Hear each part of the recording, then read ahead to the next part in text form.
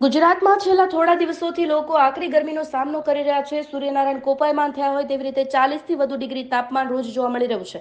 સુરતમાં રસ્તાઓ પર ટ્રાફિકનું સંચાલન કરતા પોલીસ અને ટ્રાફિક બ્રિગેડના જવાનોની બચાવ માટે 4 રસ્તા પર અનોખી વ્યવસ્થા કરવામાં આવી। હીટવેવની સ્થિતિમાં છાંયો મળી રહે તે માટે ગ્રીન મંડપ ઊભા કરવામાં આવ્યા છે। ગુજરાતમાં જે રીતે હીટવેવ આગાહીના પગલે સુરત સહિત સમગ્ર ગુજરાતમાં કાળઝાળ ગરમી પડી રહી છે। તંત્ર દ્વારા તમામ પ્રકારની તૈયારીઓ કરવામાં આવી છે, ત્યારે સુરત ટ્રાફિક પોલીસ દ્વારા એક નવતર પ્રયોગ કરાયો।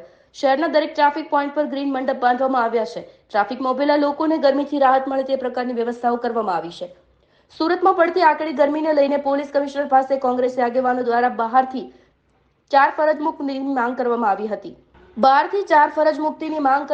હતી। ત્યારે આજે શહેરના અલગ અલગ વિસ્તારોમાં પડતા 4 ચોક પર ગ્રીન કલરના કપડાથી મંડપ બનાવવામાં આવ્યા છે, જેના કારણે બપોરના તડકામાં જવાનો ત્યાં વિશ્રામ કરી શકે અને ઠંડકનો અનુભવ કરે તે પ્રકારની વ્યવસ્થા કરવામાં આવી। હું જેમ Solanki, police inspector circle 8 traffic શાખા સુરત શહેર।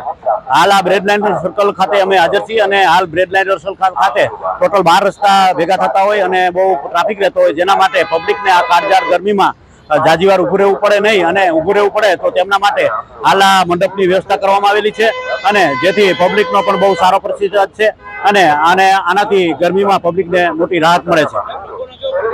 લોકોને અમે પૂછેલું 8-10 લોકોને પૂછતા તમામનો બહુ સારો પ્રત્યુત્તર છે અને તમામ ખુશી છે કે ભાઈ આ બહુ સારી વ્યવસ્થા ટ્રાફિક પોલીસે કરેલ છે।